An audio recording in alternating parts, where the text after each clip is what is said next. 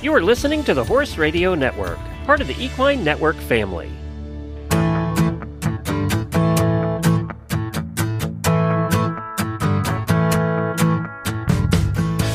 Welcome to this episode of the Disease Du Jour podcast. I'm your host, Carly Sisson, and in this episode, I spoke with Dr. Chelsea Luedke about diagnosing and managing gastric ulcers in horses. This episode of Disease Du Jour is brought to you by Bimeda. Dr. Luedke is a veterinarian with a passion for equine sports medicine, holistic therapies, and helping animals and their humans navigate complex care with compassion. With bachelor's degrees in biochemistry and microbiology, a master's, and her DVM, all from Colorado State University, her academic and clinical background runs deep. She completed a competitive internship at Piedmont Equine Practice in Virginia, and later worked at a high-volume clinic in Wisconsin before returning to Colorado, where she and her husband now own and operate Heritage Equine Clinic. A certified veterinary acupuncturist, she continues to explore integrative approaches to animal care. When she's not seeing patients, you'll find her at the barn with her family or on the mic co-hosting the Unhinged and On Call podcast. This podcast is brought to you by Bimeda, the manufacturer of GastroBim. GastroBim, omeprazole, is the first and only FDA-approved bioequivalent to GastroGuard. Give your horse a scientifically proven, apple-flavored solution for gastric ulcers. Because equine gastric ulcer syndrome is complex, always work with your veterinarian for proper diagnosis and care. Same trusted treatment, less cost. That's GastroBim. The safety of GastroBim paste has not been determined in pregnant or lactating mares. For use in horses and foals 4 weeks of age and older. To get us started, what does the current evidence tell us about the prevalence of gastric ulcers in horses? Yeah, I was just reading up on it because my practice is primarily sport horses. And so I just wanted to kind of refresh myself with numbers. But for sure on the prevalence in racetrack and standardbred, so thoroughbred and standardbred racing is upwards of 80 to 100% of them on gastroscopy show squamous lesions, with glandular in that cross-section of horses being a lot less glandular disease. So the prevalence-wise, you're kind of actually sitting a little bit higher than 50% glandular in sport horses. And that is, they kind of characterize it as horses in intense levels of work. So upper level eventers, endurance horses, dressage, and high level jumpers. And what is kind of resounding with the glandular disease horses is it's the intensity of work that they're under, more than even the time that they're training. So you could be fitness training a horse at a lower intensity for longer periods of time and have less prevalence of glandular disease. But there's, of course, still squamous lesions that we pick up in sport horses as well. So that was kind of sitting around like 40 to 50% with what they were finding in terms, so pretty high when you consider the cross-section of horses. And I think it matches in my practice, like pleasure horses and things like that. We don't often get the chance or the inclination to scope those horses, but their prevalence is a lot less, like I would say under 20%, I think is what the review I was reading is the evidence showing that consistent turnout and access to forage, and lower stress in terms of not traveling is huge in horses, right? And so then your prevalence of gastric disease is quite a bit lower. Yeah. Can you explain what the main difference is between squamous and glandular ulcers? Yeah, that's a great question. So essentially we have the basics of the equine stomach, right? Or that we have two types of mucosa in the stomach. We have squamous mucosa on the top half, essentially, and then glandular on the bottom half. And that junction, everyone refers to as imago plicatus, as your most kind of like highest density of having squamous lesions are going to be on the margo. And you do, of course, I'll see them up above the margo on the lesser curvature. It's basically areas where there's more acid contact. And so that's the biggest thing with squamous lesions is going to be your acid contact. And we know that horses are very acidic compared to humans, like their pH is in the 2s, resting, especially after a starch meal. So if you think about thoroughbreds on the racetrack having high concentrate diets, we know that the pH drops considerably for an hour or two after high starch diets. Horses, of course, pleasure horses wouldn't be having a lot of concentrates, if any. And so they tend to have a pretty consistent pH. What we see with glandular is going to be anything in that darker pink mucosa, so bottom half of stomach, and then even kind of passing into that pyloric antrum.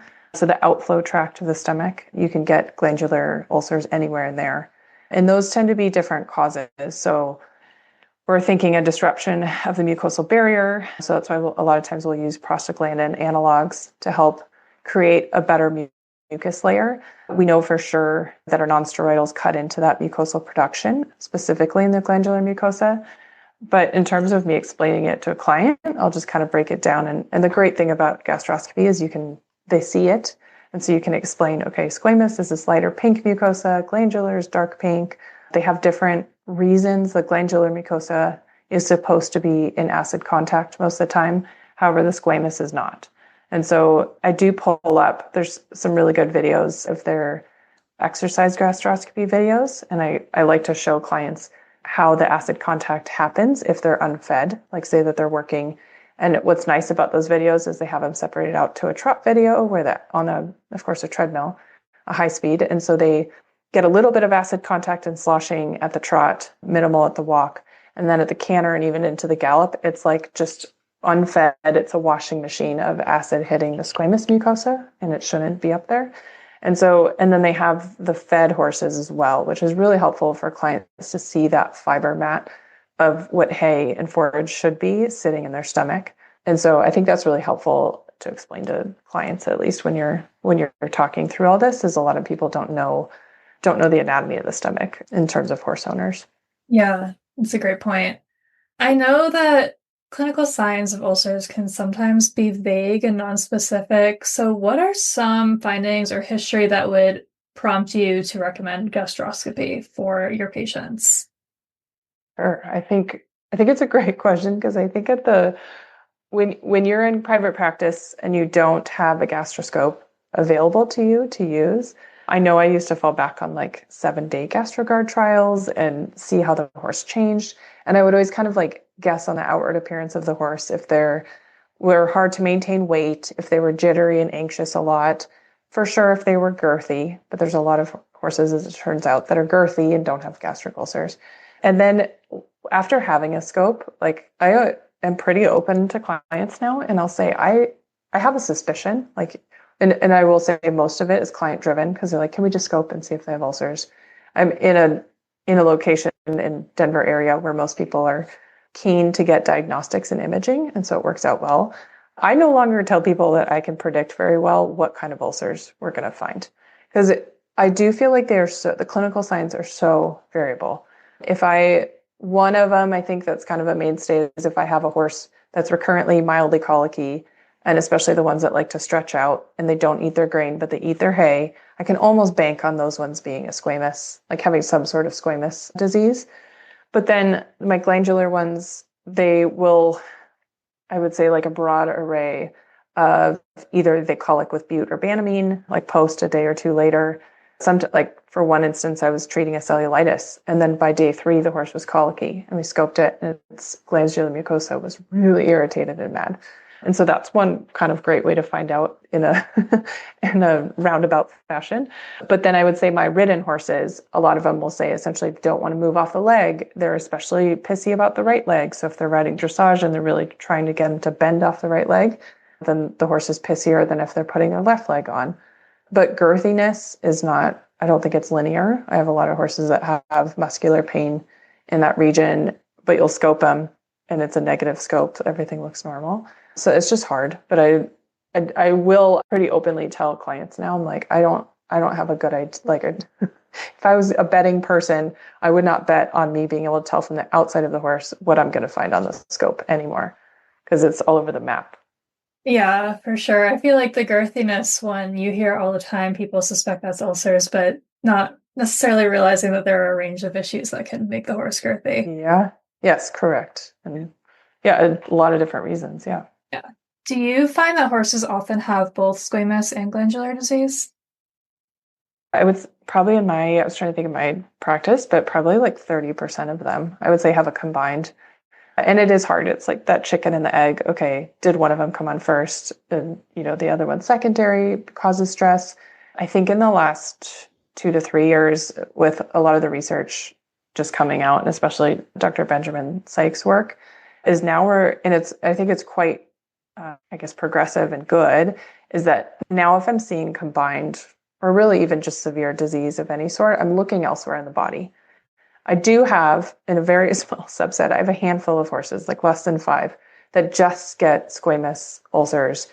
And we've had advanced diagnostics throughout the horse and a lot of track record, like years and years of the horse performing. And we find nothing like musculoskeletal, nothing respiratory, nothing. I've had a couple that have been like ophthalmic related. I mean, there's things you do have to make sure you're looking at the whole horse. I have one quick story of a horse that probably 4.5 years ago, we kept treating because it would chase its tail. It'd go squamous, and then our rescope would be glandular, and we'd rescope and then be back to squamous. It turned out, and I was very bummed in my skill set at the time, is I never did like a written exam on the mare. We could lunge her, and I did basically miss work on her inflections. I never heard her in a bridle, and it turns out she was like a grade 4 laryngeal paralysis. And the trainers, I work with them, I still work with them, and they know Aurora. Just nobody told me, nobody put that together. As soon as we did a tie back on the mare, and the ulcers didn't come back. So here this mare was like jumping meter 10, like with a junior, and it literally, we were chasing our tail with ulcers. I think we probably scoped her 8 times in treating different fashions, and luckily she was insured, so it was mostly getting paid for. And here there was very much a primary issue. So I think that's just what I would urge everyone to think about is making sure you're considering the whole body, especially on these ones that are mixed squamous and glandular. Yeah. I just think you have to consider even your NSAID use. I do have some on Equiox that still get glandular disease. So I think it's important when you have both, you've got to treat both, of course, but then still try to piece together, okay, how did it get this bad? How do we move forward in a preventive manner? Yeah. Do you have any tips for performing and interpreting gastroscopy, especially when you're evaluating the glandular mucosa, which I know can be a little bit more difficult to visualize? Sure. Yeah, it's definitely a steep learning curve for gastroscopes because I think this is universal, I'm pretty sure, but I think one of our biggest nemesis, right, is nosebleeds. It can be, we have so many that it's like a 15-minute start to finish. You see everything, check esophagus on the way out. You're doing a full exam, and then right at the end, the horse moves, or and you hit an ethmoid or something like that, and all of a sudden you're there. I don't like leaving horses actively bleeding, so you're there for 45 minutes, and sedated horse, you finish, and they get lower and lower head. You've got to hold it up. We learned over time. I'll share some of that now, but it was definitely, don't feel bad, just keep at it. The biggest thing I think we did in our areas is we're close to Colorado State University. And so we had one of the internal medicine residents, essentially. They're able to do kind of field work and stuff like that at different times. And they were so nice, and they're offering like, okay, let us help you, sort it out. We have basically 3 doctors that we hadn't gastroscoped a horse since our internships.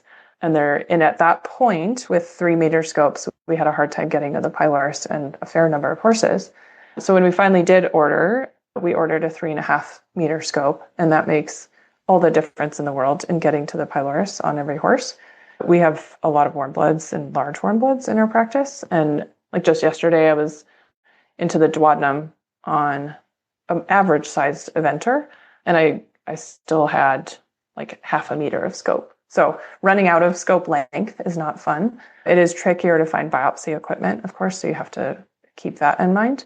But the 3.5 meter makes all the difference in the world. So if you are working with a 3 meter, obviously you have to work with what you have. But if you're ordering something, I would look for a 3.5. The biggest thing in my mind, of course, is proper patient restraint, right? I start most horses with 5 milligrams of dormocidane. So I'm somewhat left-sided. I try to do both. We find that, so obviously lighter than that, they're shaking their head and moving, increases your chance of nosebleeds. more than that, I feel like they have a much more delayed swallow reflex. And so then you have, of course, everyone worries, but you have a chance of when you're trying to get them to swallow. It's not as easy as an NG tube. It's just smaller and a little bit more flexible, right? You have a chance of getting into the oral cavity. So we have I know some practices will actually put on an oral speculum first and have them open, but you can get the end of your endoscope chomped pretty easily, pushing through and trying to get when they're not on a swallow. And so that's a really obviously a sad mistake because it takes your scope out for several weeks and it's just expensive to repair and it can happen in an instant. So I will say in our practice, our techs drive the scope, our DVMs pass, because I think it's just part of it is part like feel and knowing that you can potentially take a turn under that soft palate and be an oral cavity. We have an integrated water and actually it's water, air, and suction setup. And that I really find in the hand pumping model, right, of all of this, it just takes a while. So if you're a patient and the horse is being good and properly restrained, then of course you can use a hand pump. Our system, we've had a couple different pumps within this kind of integrated system. But the biggest thing to me in getting a really good view is obviously good emptying. So we're usually on an 18-hour fast. So essentially I have owners remove feed. They can allow access to water, but remove feed around 4 or 5 p.m. 18 hours brings us to about 9 a.m. And then older horses tend to empty slower. So I don't necessarily go above 18, but if they're not empty on my first scope, I'll do a 20 or 22 hour. It's just the horses don't mind it as much as the clients do, right? It's not, the fasting is not that hard, but you will get pushback. So you just have to, you just say, okay, this is the only way to get the empty stomach to see the pylorus. And most people understand that. The biggest thing is when you're working with an empty stomach is your air inflation. And then of course we remove the air before we leave. But I find that once your stomach is inflated enough, you can get through that cardia, look at the whole for me, it's whole squamous mucosa. You need enough air to get the entirety of your margo above the fluid line if you're allowing water overnight.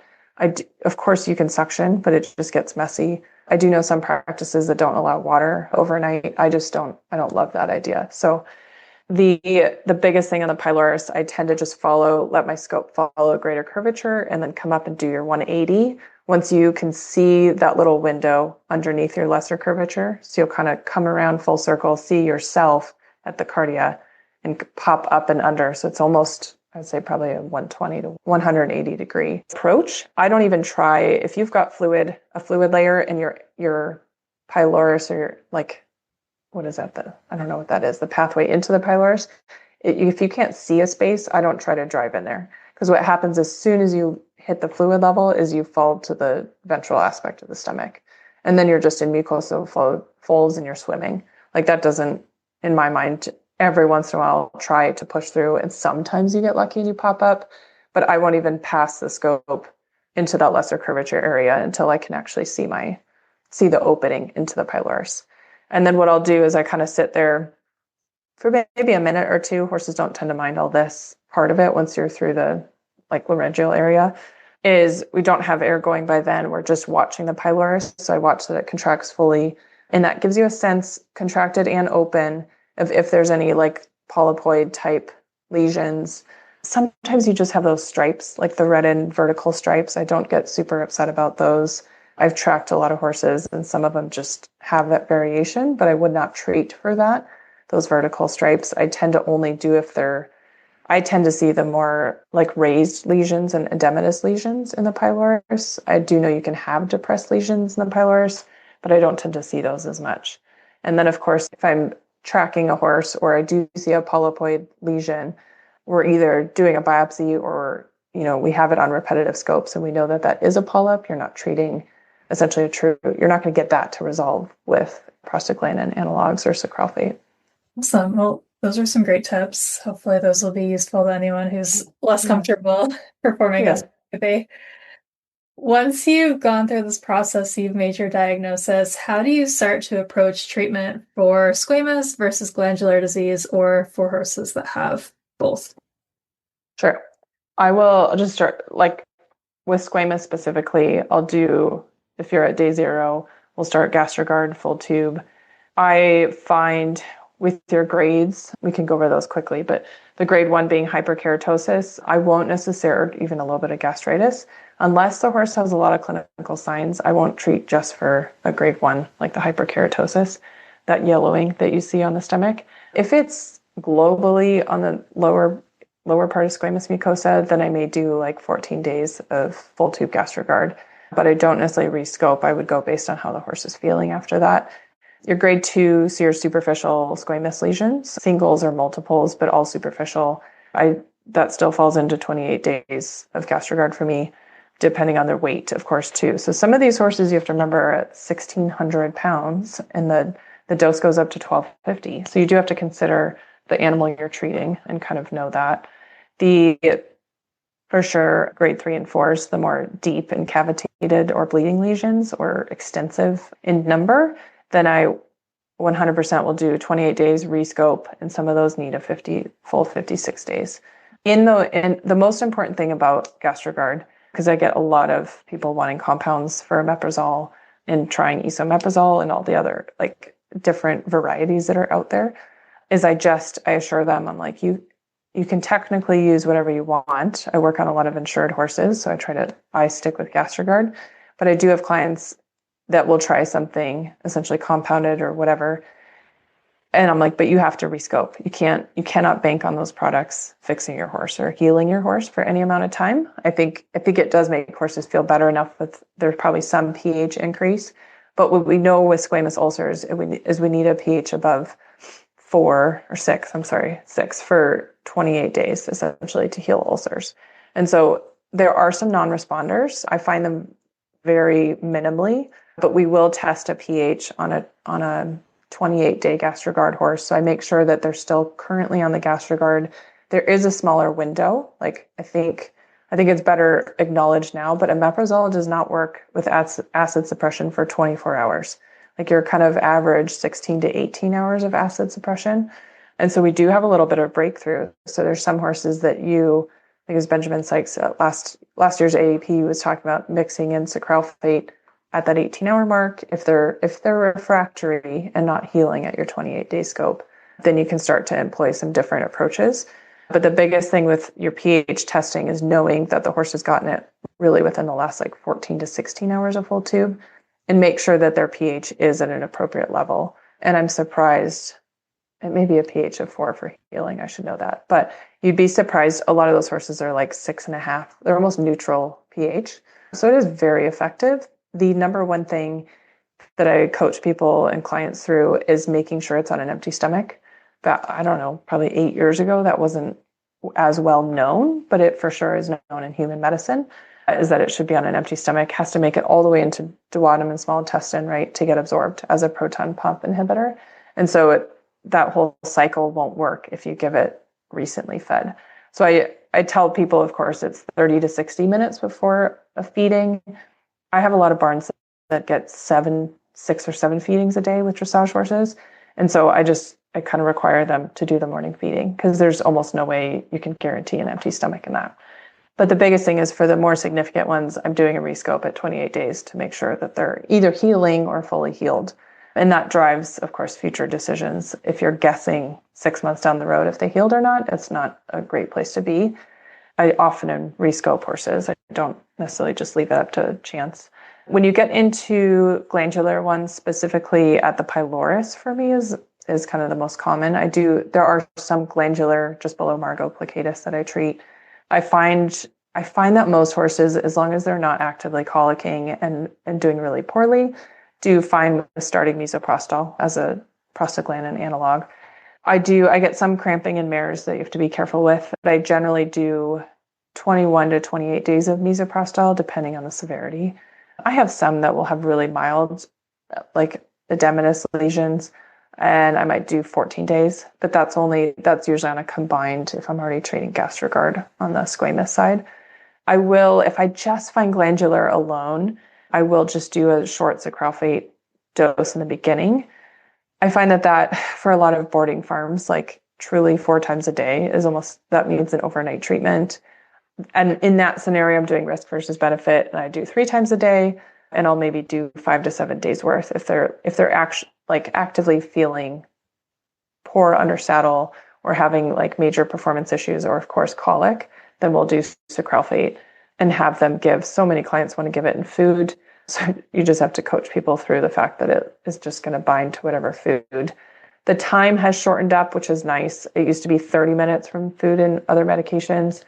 I think the last I heard is we could potentially be doing 5 to 10 minutes separate from food and other medications, but it does need to be given, in my opinion, soaked to make a paste and given that way. So those are kind of my three mainstays that I'll use in a combination, I don't know, depending on the horse, I guess. Yeah, and if you're treating with all three, they need to be spaced out to administration of them, right? Yes. Yeah, that is really hard. Yeah. It's like, and so I'll make up charts for, like, if we have a pretty significant case, I'll make up a chart with the times of what they need to be doing, because each barn is different with their feeding times, and make sure that the people understand, okay, I give GastroGuard first, like the earliest thing seems to work the best, sucralfate like 2 hours later, and then space out the sucralfate for them and try to come to like a kind of a mutually beneficial thing that gets the meds in the horse. But I am fairly aware about just timing of barns. Like you can't have people doing excessive amounts unless the horse absolutely needs it, in my opinion. Like I do think there's a lot of extra medications that are given sometimes that don't need to be given, and I keep that short. If it is going to be all three medications, I keep it fairly short.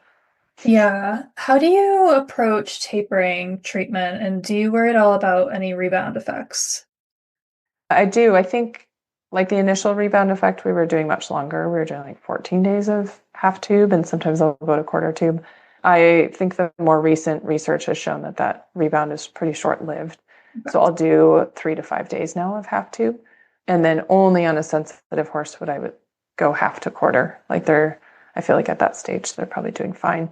I don't, and maybe, I don't know if this is correct or not, I don't necessarily taper misoprostol. And so I don't find that most horses, we're dealing with a much different process there with the mucosal barrier. So I don't find that horses need a taper on that. What I will keep on some really sensitive horses, especially those dressage horses, is that are in a fair amount of work, I'll keep sucralfate pre-rides. I really think, whether it's placebo, I don't know. I do think horses feel better with sucralfate pre-ride, which is hard because I also want them fed. And so then I'll have them do sucralfate, feeding maybe an hour pre-ride if they can, if the timing is appropriate, and half a flake, and then half an hour pre-ride up to 45 minutes pre-ride. I'd do some sucralfate, but try to keep those at least like 20 minutes apart, which in some instances, those, the owners are totally willing to do that. I think there is a cycle. We're learning more about management and how we get these horses to tolerate some gastric pain. I think asking them to do that with work and sloshing and a girth and a rider squeezing their sides of their chest and all that is not super fair. So I think if you can also break into that mental aspect of, oh, this is going to hurt, I don't want to move forward, I think it helps to have that sucralfate pre-ride. Yeah, that's a great tip. Where do newer therapies like extended release fit into the current treatment recommendations? Yeah, I think I've definitely been hearing a lot about them. I've used them in a select few cases where like daily administration of omeprazole was going to be too difficult. This is 3 to 4 years ago, I had quite resounding reactions. One of them was on my own horse because I was trying to be lazy and not get out to the barn every day. I'm bored. And so I was trying to not require, the barn manager and all that to give the medications at a certain time. And I used it on my own horse. And after one use with him, I didn't finish. I recently looked back into the product, I think that just got launched, but they're not labeled FDA. I work on a lot. Like I know that GastroGuard works. In my population of horses, they're all good for oral meds. Most horses don't tend to mind GastroGuard with the taste and the volume's not too big. It's not that hard to give. In fact, I have a lot of horses with squamous disease that learn to take their syringes very well because I think they know that they feel better after. And so I haven't messed around with it in the last year or two. And in the last cost estimate, I had a rep reaching out a few months ago is when you think about by the time you charge the client, I want to say it was in the 200 range, our cost per week, but it's no cost savings. And then you're going off label. And if you have a massive reaction like that, I don't think it's worth the daily savings, I guess, of your time. I don't know. But it is hard. I know, like, especially a 56-day treatment, it is hard. But most of our firms, of course, they're there. You just have to work out scheduling. Yeah, I've been in that position before, driving out to my barn every morning an hour before feeding to give my horse ulcer medication. But it's worth it in the end. Right. It's not easy, but you can get it done. Yeah. Are there any unanswered questions or emerging research about ulcers that you want to highlight before we wrap up today? I think the one resounding thing to me that I've been, I guess, happy to share with clients is there was a white paper, I want to say it was last year from cVIM, but talking about management of glandular disease and prevention. And one of the big things is if there is a gastric microbiome, right? It's, of course, much different than a colonic microbiome in terms of what flora and commensals are in there. But one resounding thing that sticks out to me is that we are in this like very supplement heavy type of management for horses. And so I do counsel people through the fact that we a lot of times have to streamline and eliminate extra things in their diet. Like, horses are supposed to be on forage, and a lot of times their forage doesn't have enough protein. So I do, in a general sense, it's a ration balancer, it's forage, and it's vitamin E. Then when you start adding in intense exercise, right, you need to add a little bit more concentrate or flake alfalfa, things like that. I think the biggest question I get from people is prevention, and in a recurring sense, right, because we know these horses that are at risk tend to recur with squamous or glandular, is try not to over supplement and be giving 18 million different things. And it's even in my own horses, I find that for a while I'll be like, okay, these are my core 3 things, like a ration balancer, sometimes a top line amino acid source, and a vitamin E. And then maybe 6 months in, I'll have added 2 or 3 different things. And I'm like, what am I doing? Like, just simplify. I think in general, horse owners like to buy supplements for every little thing. So making sure that you go through diet, it takes time. As veterinarians, we're not nutritionists, or most of us are not. Either find someone to consult with nutritionally, but make sure that we're not adding in a lot of, like, I have some that feed really like pretty raw herbals. And I tell them, I'm like, I'm not quite sure. Like, if I take some vitamins on an empty stomach, they're like, I don't feel good sometimes. And so you do that on a daily manner, and horses can't tell us, like, you are risking some things. So I try to keep things simple when I can, because prevention is the best method, right? So we're learning more and more about how to manage glandular disease, even though it's still there's a lot of unknowns. I think it's important that we at least address what horses are eating, right? Because that's probably, on top of stress, that's probably one of the more important things, is what goes through their gastric system. So, yeah. Awesome. Well, thank you so much, Dr. Luedke, for joining us today and talking about ulcers. Yeah, I'm happy to be here. Thanks for inviting me. Of course. Thank you so much again, Dr. Luedke, for joining us on this episode, and thank you to Bimeda for supporting the podcast. And of course, thank you to all of our listeners for tuning in to Disease Du Jour. If you have any questions or suggestions, please email me at csisson@equinenetwork.com.